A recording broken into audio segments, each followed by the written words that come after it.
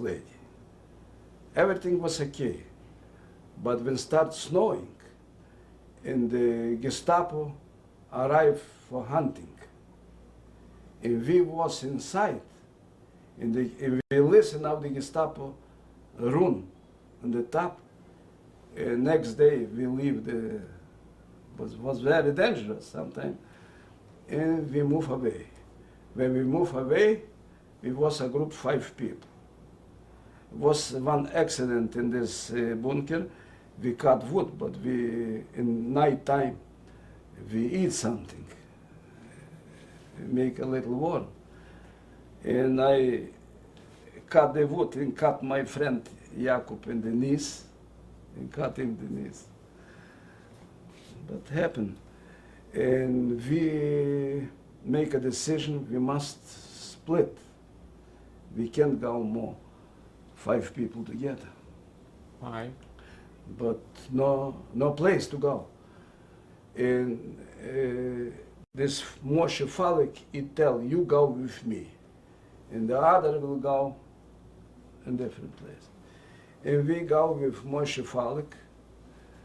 This was in January. And we walk and walk. He tell me, okay, we go to the river. On the river live one farmer. He's a single man. Before the war, he was in Canada. He arrived from Canada. He bought land. He built a house. And we will see something near him.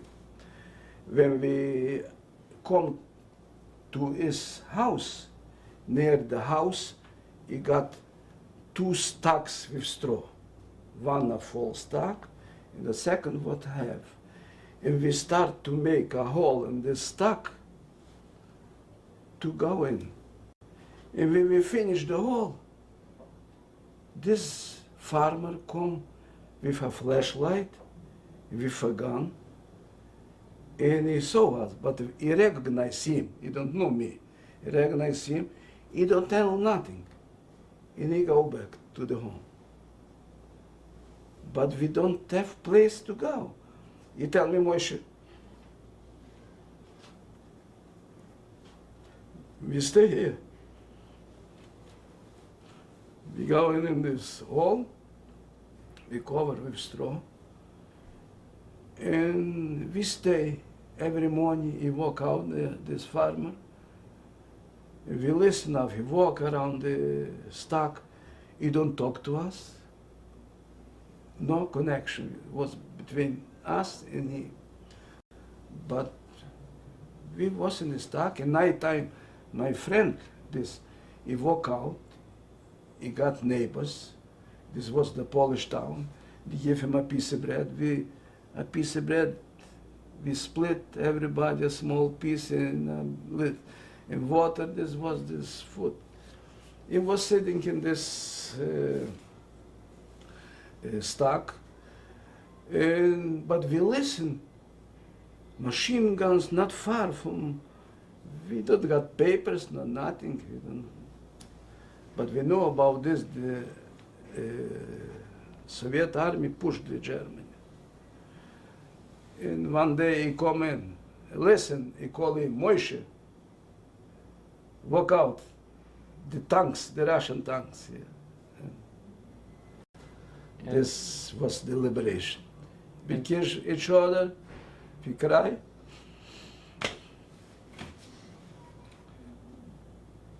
But you know, when you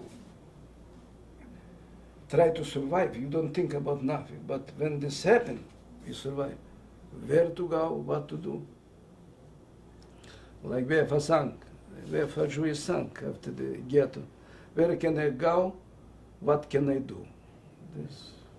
And how long did you stay in this straw place? In this stack? In this stack. By 2 months. By 2 months. So over 2 months. And this was the last. Near what town was it located? This location was in this Polish town. Everything belonged to this Polish town. My surviving. What was the name of it? Podajczyki. Yes. Where did you get the food from? Food, what my friend, he bring food. This we survive. And But I don't got nobody in this town. what were you doing during the daytime? We're sitting, nothing, no, dark. What we can do? Did you go out? In nighttime, we go out. I just go out and go back, but he goes sometime. Once in a week he go someplace for a little bread. But the water was not far, the river. What did you occupy yourself with during the day? Nothing. Do you remember the name of the farmer? Yes, I remember his street name, Baran. A very nice person. So, could you describe how were you liberated? I can describe, we walk out, was very depressed. My friend not so, but he was older. I was young, I don't know what to do, where to go. And we went to the town. In the town was the Russian. In the Russian, first we went to the kitchen. They give us food, and they give us clothes. I remember they give me 2 shoes, one, but on one, I don't to right or to left, but it was shoes.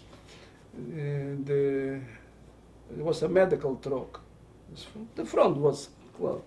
Give shoes, give us food, and later somebody tell the KGB, and the KGB call us.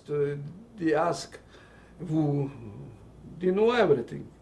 They ask who killed the prisoners, the Russian. They don't ask about who killed the Jewish, the prisoners.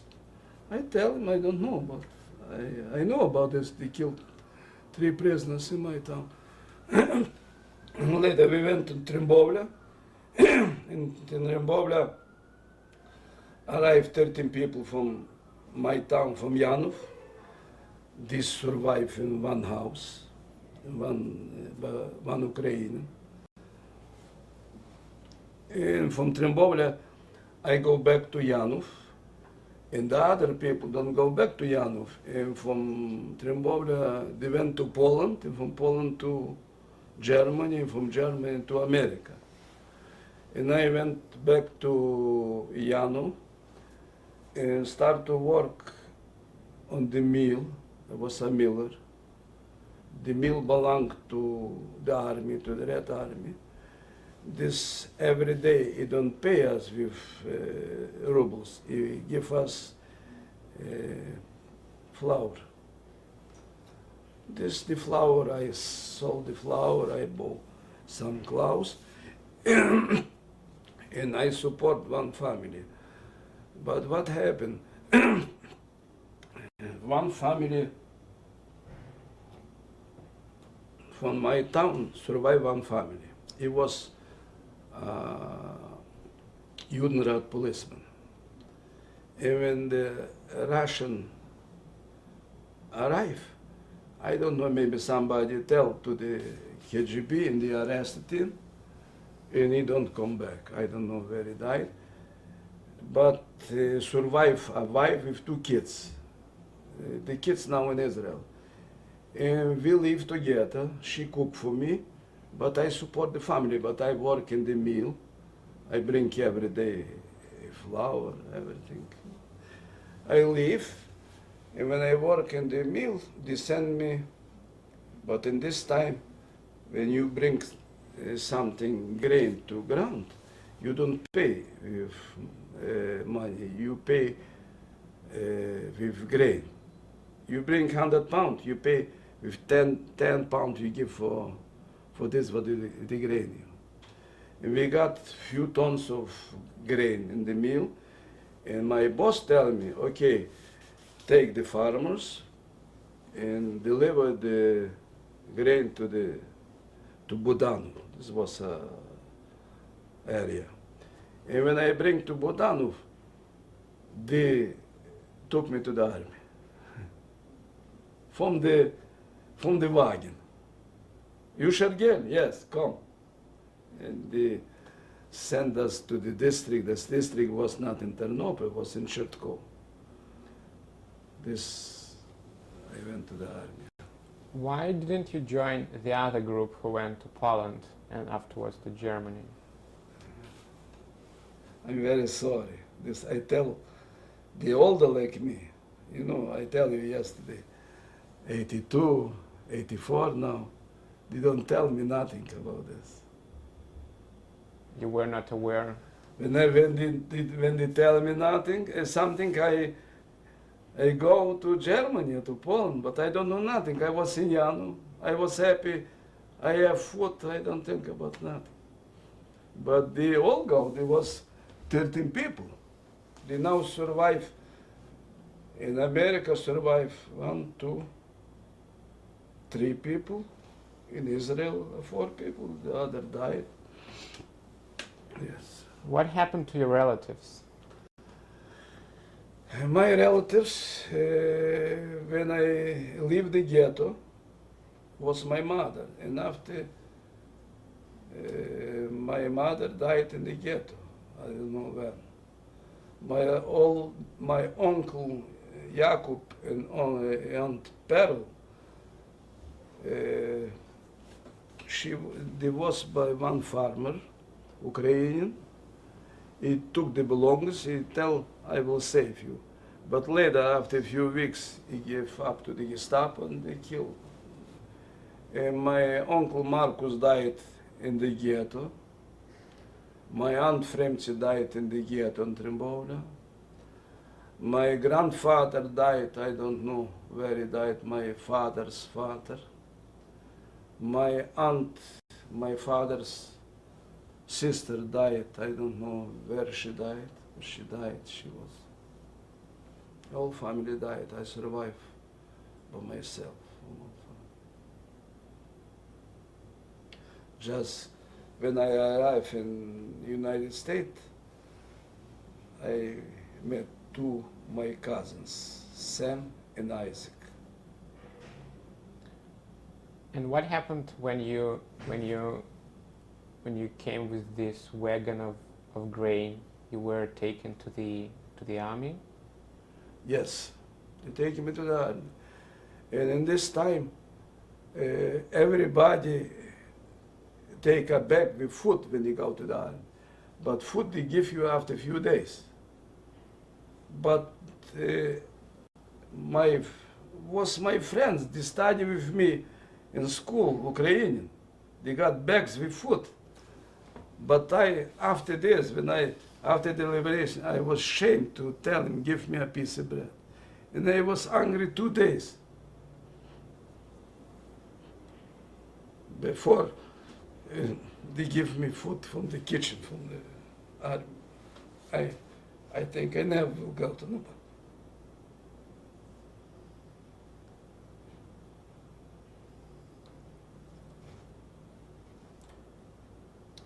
But this was boys who would study with me in school. And later when I go to the army, I was the commander from the boys. We was in one headquarters. Why did they take you to the army? But in this time, it was wartime. I was 17 years old. They take me to that. They take everybody.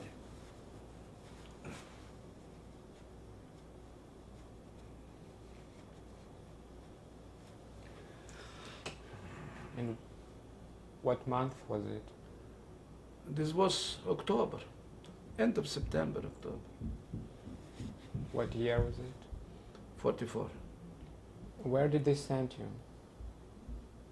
Where I was?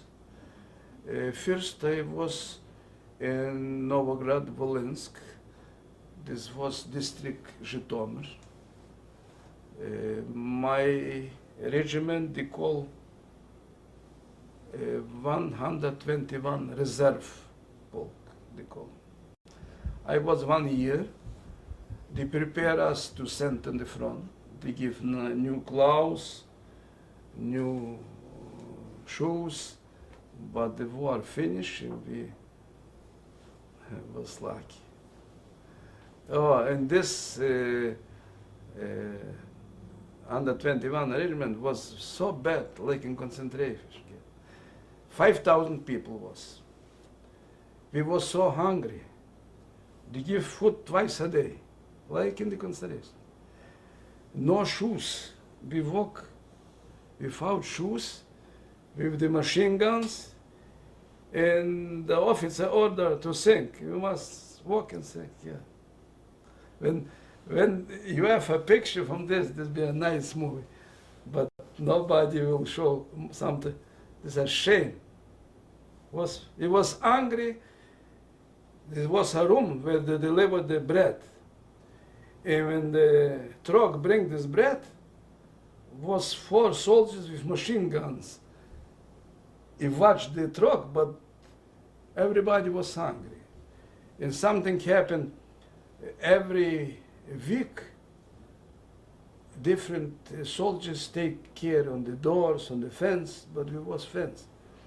And when our people go to guard the fence and the doors, and some woman bring bread to the fence. And we run out, we catch the bags, and maybe 100 soldiers on one bag, and they try a piece of bread. It was, What happened afterwards? After, in 1945, they come in officers and they look for educated people, but in this time, educated was not. What is educated? I finished 7th grade in this time, but and they took me to the Air Force. They took me to Lvov. I was working in a repair shop. They repair planes, engines from planes, on the airport in near Lvov, Sknilovo. And later I was in different headquarters from one to the other, but before they changed the people. And the last time I was 3 years in Germany. Why did you stay in the army? I was born 27, and everybody who born 27, when you was a soldier, you must be in the army 7 years. When you was a sergeant, 8 years. After 8 years, I was like a volunteer, 5 years. This time happened like when they liberate me. Where 13 years I don't receive letters. I go to civil when I was married before. But I don't receive letters, no relatives, nobody. All my friends, all my neighbors, everybody died, and who survived the move away. This I was in service. When were you married? I married in 1956, 26th of May. Who was your wife? I met a nice girl. She was, in this time, 19-year-old. She was a survivor from the Holocaust. She was in the ghetto bar, district Vinnytsia. The father died in the ghetto. The brother died in the ghetto. Just the mother survived, and she survived. When she survived, she was 8-year-old, but she born in 1936. And I met this girl. In this time I was vacation from Germany. My vacation was by 2 months vacation. And I spent more like a month vacation. And one doctor introduced me to this girl. She was a very nice girl. She was working in the hospital. And for the first day I like to marry you, but she was afraid. I was a military man, and I must go back to Germany. I tell, don't worry, I will take you to Germany. she tell me, okay, you will be back from Germany later. And she got a relative, they tell me this time. And I was more older, I was 29 at this time. I tell, okay, you don't like to marry it, okay, we will go to your mother and introduce me to your mother, to your aunt, and later we'll see. I was a little smart in this.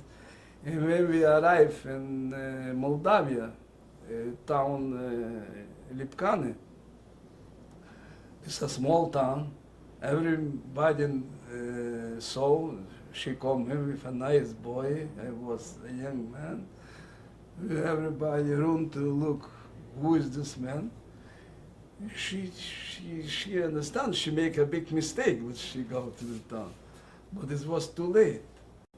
And after a few days, we was by the mother. She agreed to marry me. And in my package was just $2,000, but I spent everything. 2,000 rubles, not dollars. And we went back to Colombia, where they introduced, and the mother come in, and the aunt, and my wife's cousins' friends, but I don't got nobody. One family just. And we make a party, maybe 30 people, no wedding ceremony, no nothing, no rings. And we married by proof, 26th of May, no honeymoon weekend, and 1st of June, I must go back to Germany. This was very painful for me too, but not so like for a young girl. And I received a letter, she write me, I'm married, but I'm ashamed to go on the street, everybody, where is your husband? And I got permission, the government, the army gave me permission to bring my wife, but she was a nurse, this easy for a job. But after a few months, I come back vacation.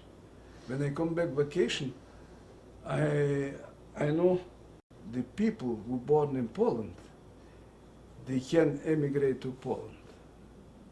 Can emigrate to Poland. I go back vacation to Germany. I got friends, and they lay me off from the army.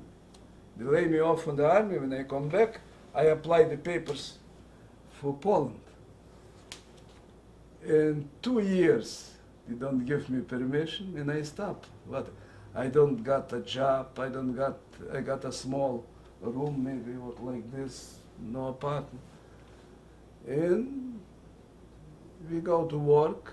I go to work. And my wife, she was working. Where did you live? And me? First my job was in a can factory. They produce canned products, fruits, vegetables. I was a bookkeeper. And later I was a merchandise manager. And later I went to a railroad.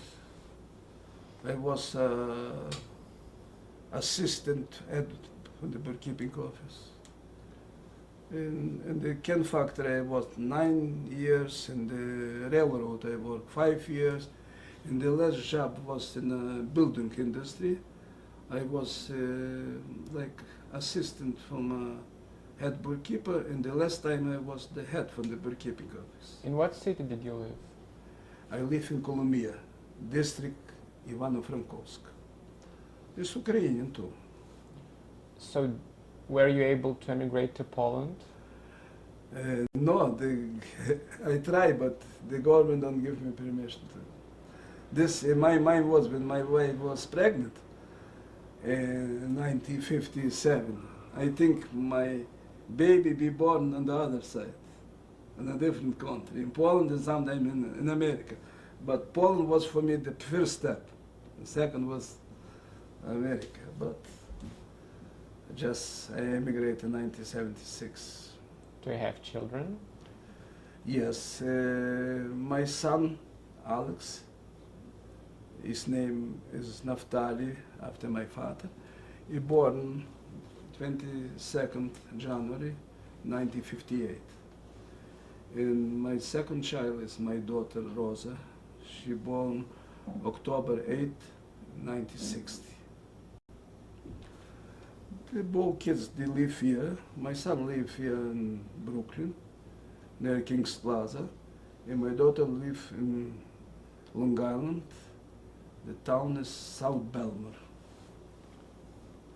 What happened to your wife afterwards? My wife, everything was okay. We enjoyed this life. We enjoyed the kids. We have a beautiful life. She worked very hard in the hospital. It's not easy was to take care of the kids, but she work shifts, 12 hours shift. After night she come back. She must take care of the kids and prepare food. In this time when was a babysitter, she must prepare food too. But in the morning, later when the kids went to the kindergarten, this was my job. I got a bike, a motorbike, with two seats, the front and the back. But not easy, but no parents. And my wife's mother, she was a different woman. She didn't like be with us.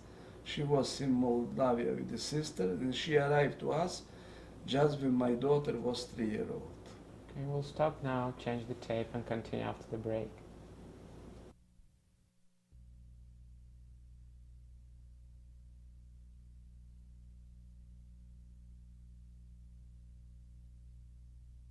There is June 26, 1996. His name is Smaryagu Shargel. Smaryagu, and what happened afterwards? After, in 1968, in New Year, we celebrate New Year. We got a big party. On my job, I was working the railroad in this time. Everything was okay. I was okay, my wife was okay. But in midnight, we come back from the party, and my wife tell me I'm tired. In the morning, we got a special party for the kids.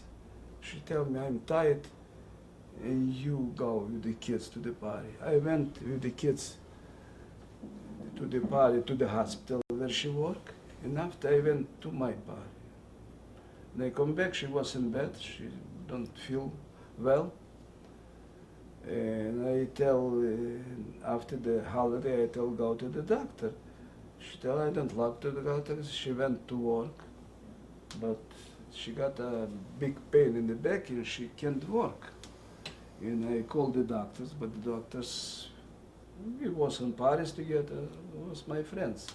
I tell this happened, and the doctor tell her come for checkup. She went for checkup, and they think something her tried, don't find nothing. I saw she feel very bad. I went again to the hospital. The doctors, you must, something happen. They sent to Lvov. Lvov, the center was she worked in the railroad hospital, and Lvov was the center, and was good doctors. And I went, we arrived in Lvov, and they checked this and that, and they don't know what happened. After 1 week, 2 weeks, no better. She was in from one department to different department, and later his face was like yellow. And big doctors, but they don't know what this. And they sent to the special hospital, they stink this appetite. But this was very serious. And I went to a different hospital, was a Professor Caravano, and I tried to give him money, something. When I tell him this is a medical nurse, he was an old man, 70 years. I tell I will order a taxi. He tell no, I go by myself, don't worry. And he arrived, when he take a look, he tell was a consilium, maybe 2 doctors, they don't know nothing. We must open and look what happened. And they ordered the surgery after a few days. And when they opened, the professor come back, he took my hand and told me, man, you must be strong. She's 1 week to live.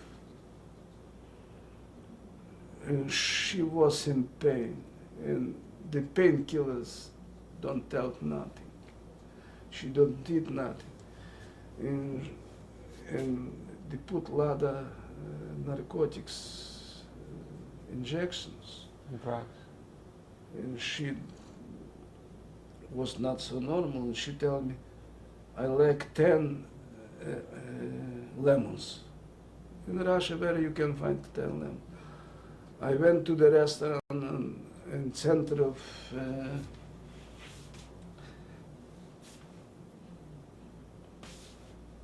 Lvov, in Krai. I tell, sell me a few lemons. He gives me a few lemons, I bring.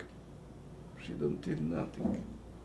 And she was so in pain. I was sitting near the bed, and I leave the kids in Colombia. And later I go home for a few days and come back, and the situation was very bad.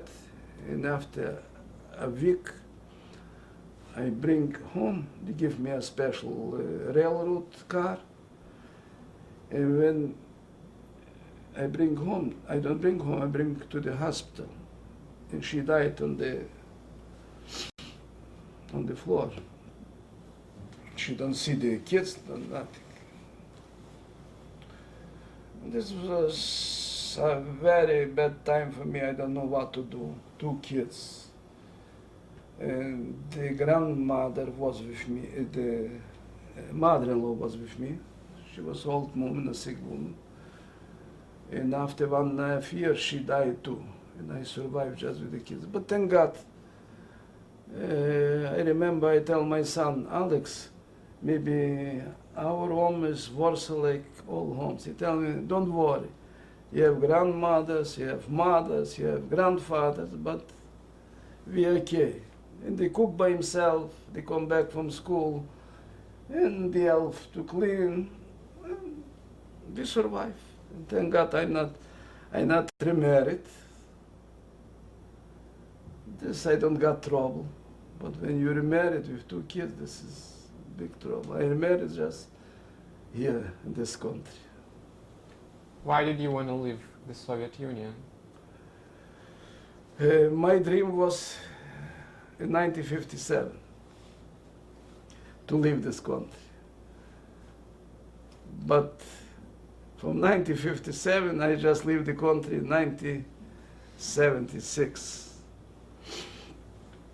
After I leave the country, I thank the 2 cousins, Sam and Isaac, and Alan and Rita.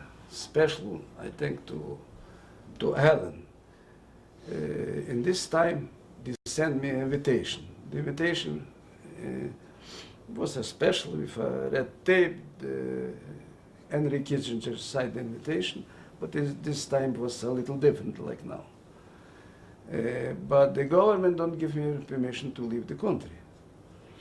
In this same time, they throw out my son from the college. He studied music. He finished 3 grades, but when I applied to go to United States, the police tell me to give him a piece of paper from the college. When I went to the college for this paper, they tell me, your son must stay here, we throw him out. And this lady was my friend, and she tell me, I'm sorry. I tell her, don't sorry. I understand when I be your place, I do the same, it's not from you. And we throw him out, I was in big trouble, he was 17-year-old.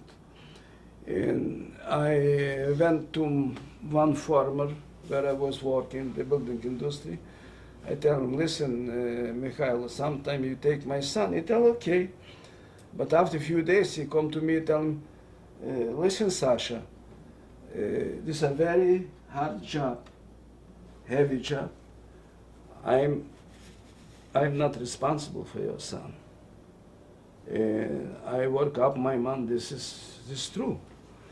And I went to the one office, one girl was working, and I tell her, can you something do to give my job, and my son a job in the restaurant to play piano? She tell, I will try. But it's not a big city, 60,000, everybody one know. They know, my wife died, I took it. And they give him a job in the restaurant. For a young boy, it's not so good. I was afraid, but this was not far from my house, it was on my control. And when the Russian government reject my application to leave the country, I fight, but when I don't fight, they took my son to the army. But he was the age 18, this died. And I sent petitions to Kiev and to Moscow, and they sent me back. The government sent me back. We don't interest to give you permission. I tell the interest is my interest, not your interest. But I fight. And when after 3 months or 4 months, they call me to the district Ivano-Frankivsk. I think they called me to give me permission. But when I arrived with the kids, and the street was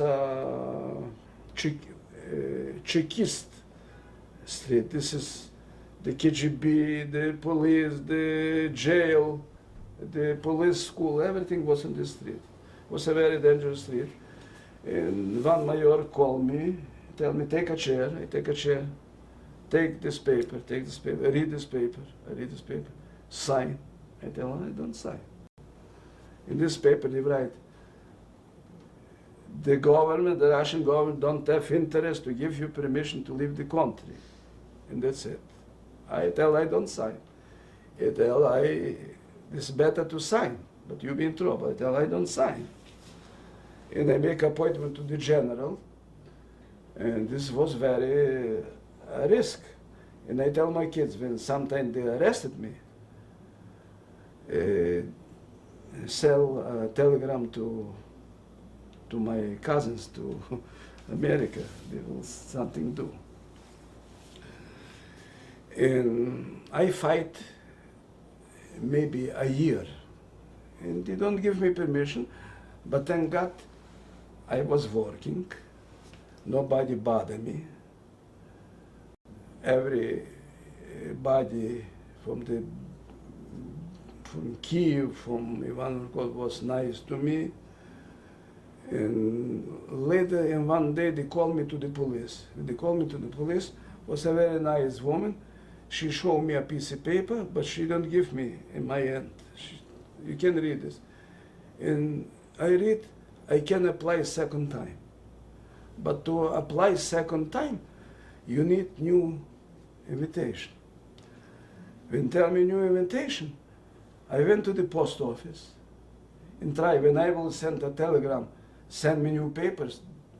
My cousin, they can't understand the situation. I write the telegram in Polish. Alarmowo, ślicie nowe papiery. This was like emergency. Send me new papers. My cousin Sam and his wife Ellen. Maybe they order a lawyer. And by 2 weeks, I received the papers. And this Sam's wife do a lot of things. The permission what I received from the government, I think the American Senate helped me. But in this time, she sent a lot of petitions to Senator Baker. And when I arrived here,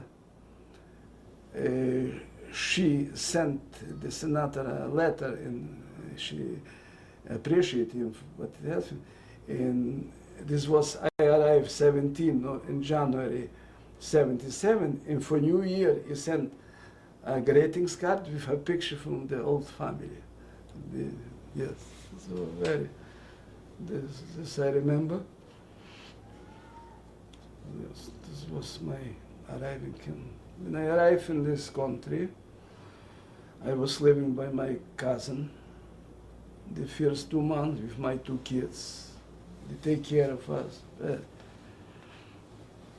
After they helped me to walk, to make the first steps in this country. One cousin, second cousin, his wife, Rita, Ellen, they walk with me, they drive with me, they apply for apartment, and I receive apartment in Prajas in Canarsie. It was a beautiful apartment. They bought furniture for me, they bought everything. You can't forget this. I lived 5 years in this apartment. Later I moved to Brooklyn. My son went to study computers. My daughters went to study, she finished the high school here and went to college. She studied nursing, later she changed to accounting. Now I'm very happy they go in my way. But my son is now a controller, just like me. I was a controller. I had this like a controller. And my daughter, she work accounting too. And not easy was the first job for my son, you know. It was not easy, but step by step, he start to work. No, he's okay. He have a nice wife, 3 nice, beautiful kids. The kids, excellent students. I will show later you. 99, and no more. And the smaller boy is just 3.5 years old, a beautiful guy. And my daughter, she have one son, Oliver. She work for Roosevelt Hospital. My son-in-law work for building company. They build the roofs. My daughter-in-law is supervisor in Maimonides Hospital. My son work for Tyrolite company. They work with optic. What are you doing now? What's your occupation? I'm retired 4 years. I worked 15 years. I was a butcher. The first 9 years I worked for my cousin Sam. After, when Sam he retired, he closed the business, I went to a different business, PHS, and worked 6 years for the other business. I retired 2 years before 65, but they give me a hard time. I was an old man and a union man. My salary was $15.30 an hour. And my boss, he tried to take from the street for cash for $5 a man. They give me a hard time, and I apply my pension before my retirement, and 2 months before my retirement, they lay me off. Now I'm retired.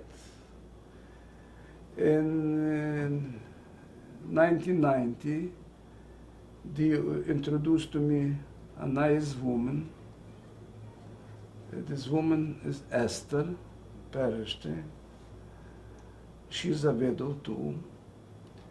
And we live together.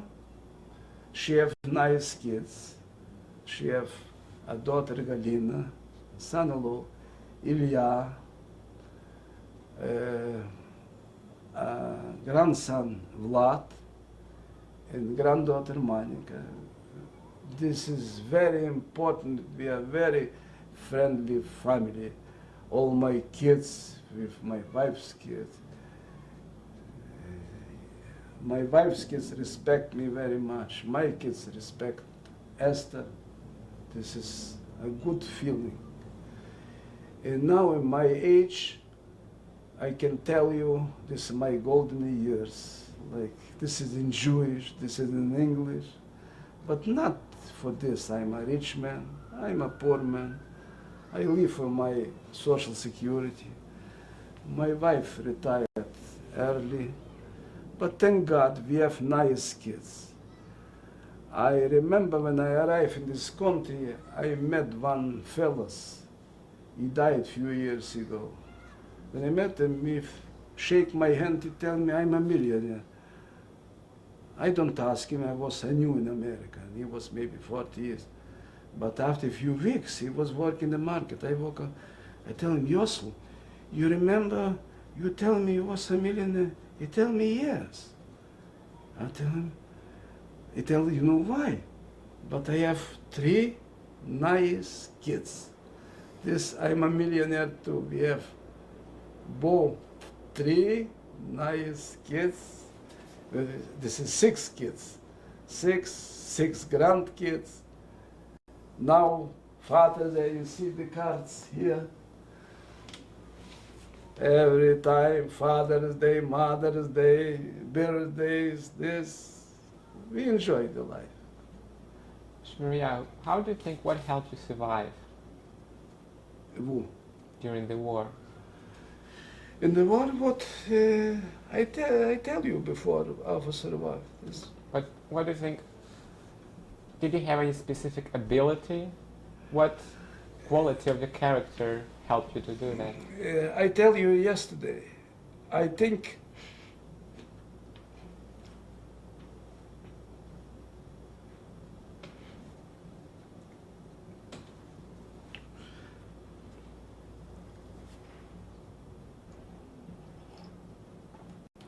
my friend helped me to survive. This Falik, Moshe Falik, helped me with food, and he take care of me. But this psychology problems, my friend, this young boy, 13, he prepared me for fighting. Did he inspire you? Yeah, you remember I tell you, he write poems and call the Jewish people to stand up, to take knives, to take shovels, to take, and to fight with the Germany. 50% will survive, but not 6 million will die. Why did you agree to give this interview? Why I agree? When I arrive in this country, I do by myself a lot of things to make a message for the young generation, not to forget this. What happened?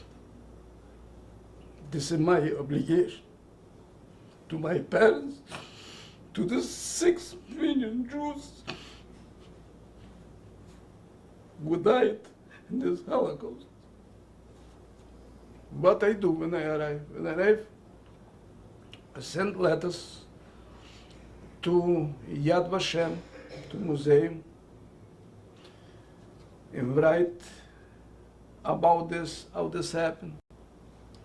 Later, I work up, I make by myself in Russian a tape.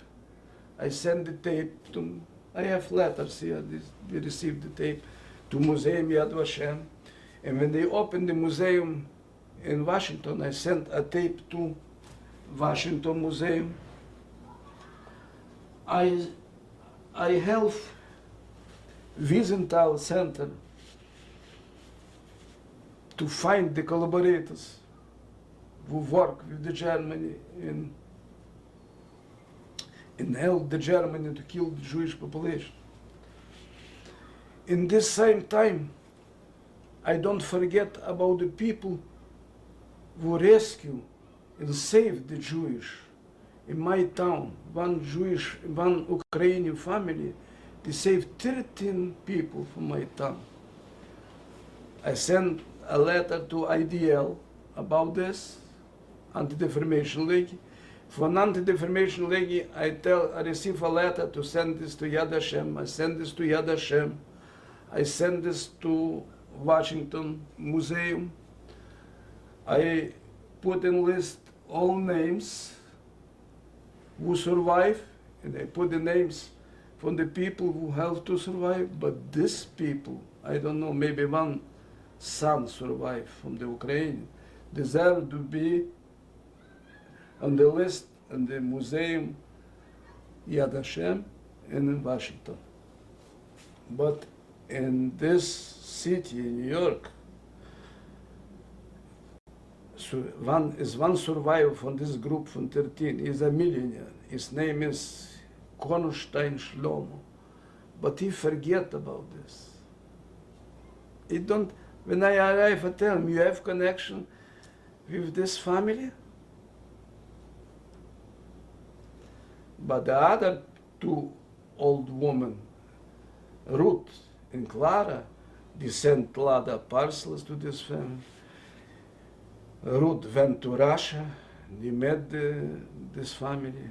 They remember, you can't forget. What was the name of the family? I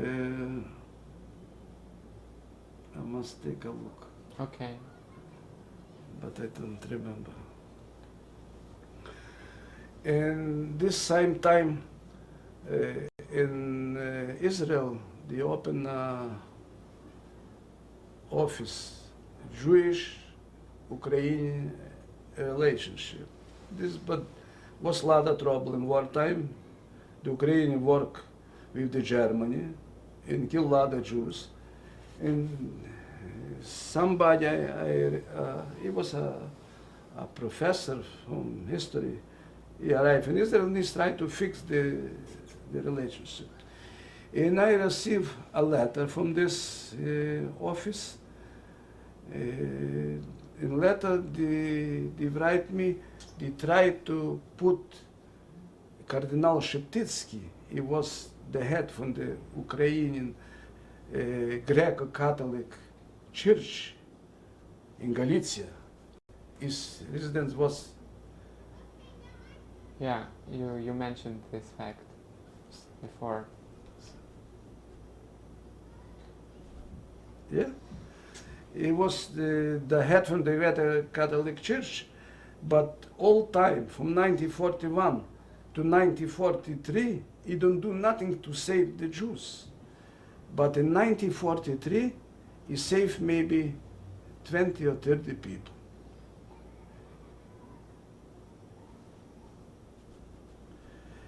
And I sent in my mind in the letter, and I write, it's my obligation to tell you, in my mind, he don't deserve to be in the list of the people who rescue the people, but he don't do nothing 3 years. He just saved 30 people when he feel the situation change and the Russian push the Germany out. Shmaryagu, thank you very much for your great interview. On behalf of the whole Foundation, Shoah, I want to thank you for sharing your experiences with us, and hopefully this message will never be forgotten.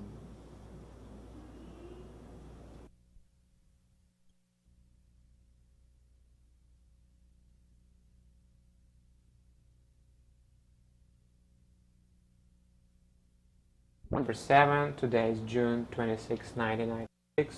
Survivor's name is Smaryagu Shargel. This is my father, Naftali Shargel. He born in Krovinka, district Ternopol. The picture they make in Poland, in Yanov. He died in Holocaust.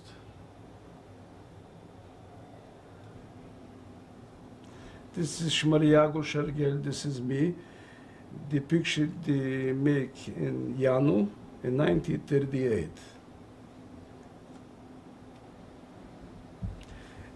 This is my aunt Pearl Brandes, the mother of Sam and Isaac Brandes. This is my two cousins who helped me to arrive in this country. This is my uncle Marcus Lazarus. The picture they make in 1938. He died in Holocaust. In this picture I saved in my package for all time when I was in the hiding. And who gave you this picture? This is from my home. This is my cousin Matthew Lazarus. He was a lawyer. He died in the first day from when the occupation, the Germany. All lawyers, doctors, all educated people, the Ukrainian police killed in Trembovlya.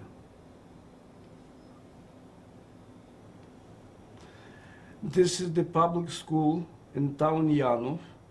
I started the school when I was 6 years old, and I finished 7th grade in 1940. When was this picture taken? The picture was taken in 1948. This is Yanov. This is the Jewish area, and not far from this building is the place where was my home. The Ukrainian destroy all city, all Jewish homes. The picture they make in 48. And what street is that?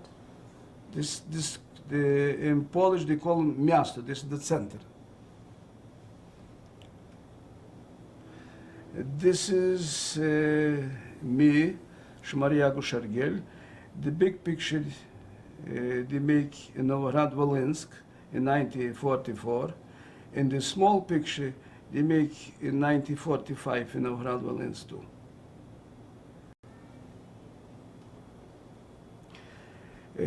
This is me, Smaryagu Shargel. The picture was taken in 1955 in Germany, city Oranienburg, not far from Berlin. This is me, Smaryagu Shargel, my wife Riva Shargel, the mother for my son Alex and my daughter Rosa. When was This this picture was taken when I was married, 26th of May 1956. This is me, Smaryagu Shargel. I prepare for the cider, and now they will arrive my kids, my grandkids, in tradition of Jewish Passover. When was this picture taken? The picture was taken this year before the cider.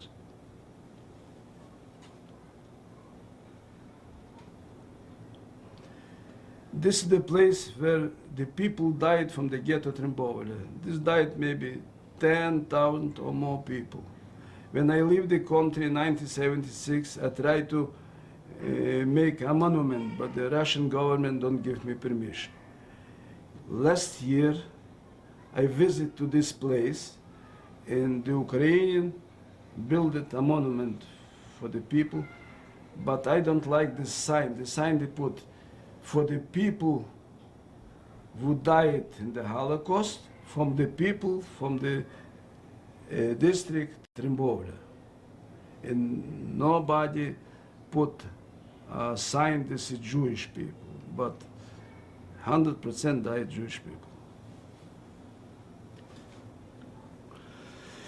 This picture they make when was by my bar mitzvah from my grandson Barry. From the left to the right, First is Galina, my stepdaughter.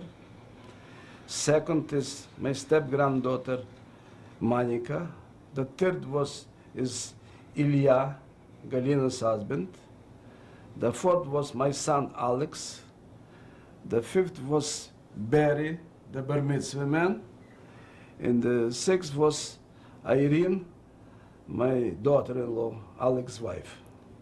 And when was the picture taken? The picture was taken the bar mitzvah, 9 of April, 95, in Canarsie Jewish Center.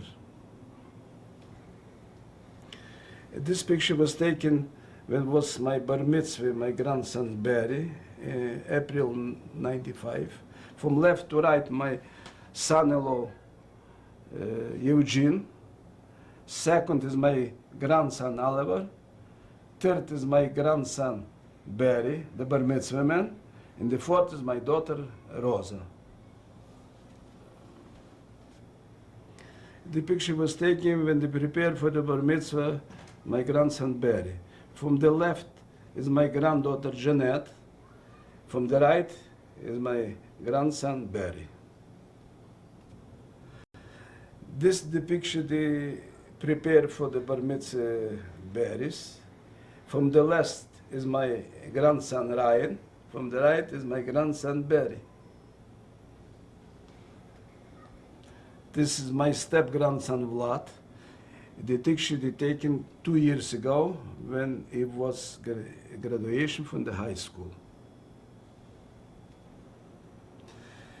This I received a letter from the American Catering Federation for the Holocaust survivors.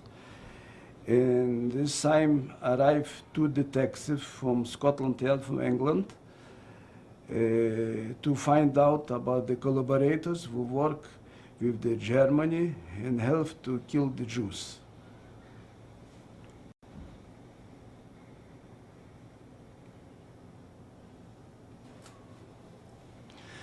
This document they prepared in 1957 when I applied first time to go to immigrate to Poland.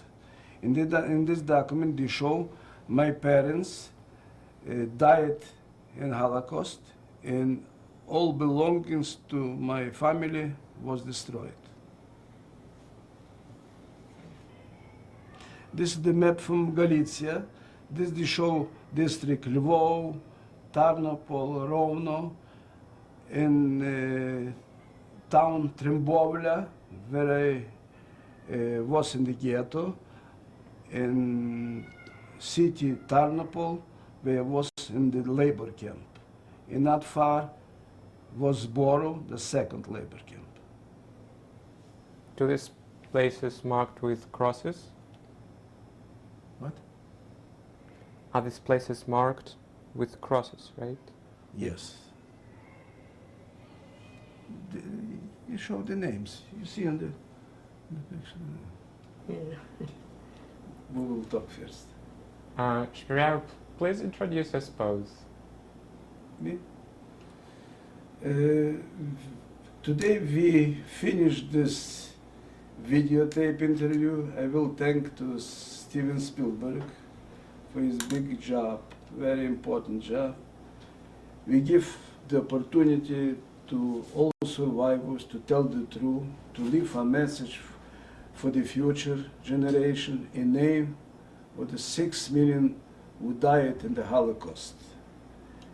We are Jews and non-Jews must remember, today this happened to Jews, tomorrow this can happen to other nations. We are witnesses what happened in Yugoslavia.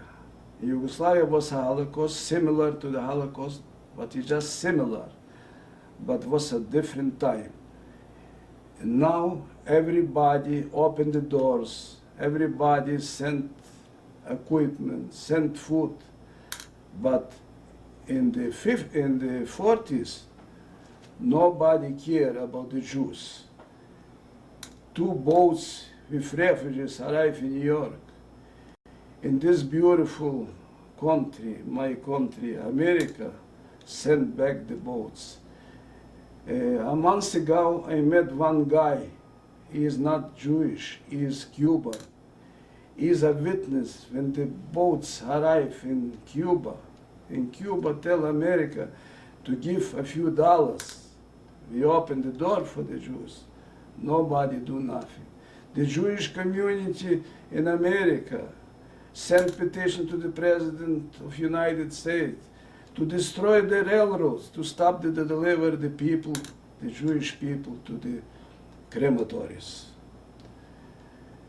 This tells us we have a beautiful country, America, and we have the second country, Israel. God bless America, and God bless Israel. Could you introduce your spouse, please? What? Could you introduce your spouse? Надо было сначала сказать, like a friend. Okay. Так, що ти хотіла б сказати? Ні. In English, In please. English. What you try to tell today on the interview? I try to tell what I got a hard,